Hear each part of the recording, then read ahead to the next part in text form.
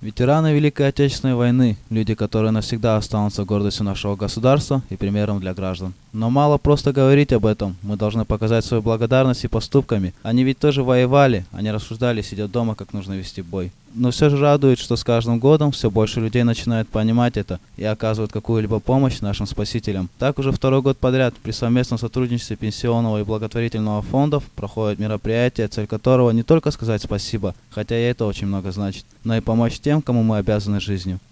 Акция проходит ежегодно. Вот уже второй год, как мы эту акцию проводим совместно с Пенсионным фондом.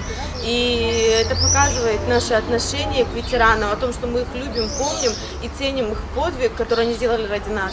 Были подарены как символические предметы, так и очень полезные в повседневной жизни вещи. Также выдавалось и денежное обеспечение представителями Пенсионного фонда во главе с заместителем начальника Каспийского отделения Эльвирой Долгатовой.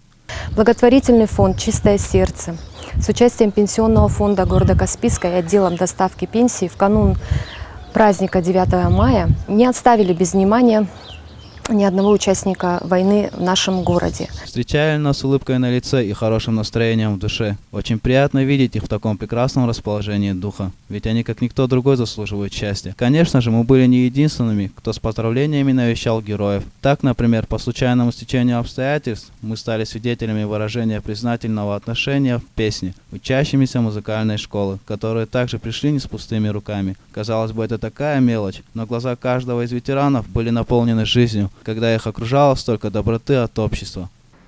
Мне кажется порою, что солдаты с кровавых не пришедшие полей не в землю нашу полегли когда-то, а превратились в белых журавлей.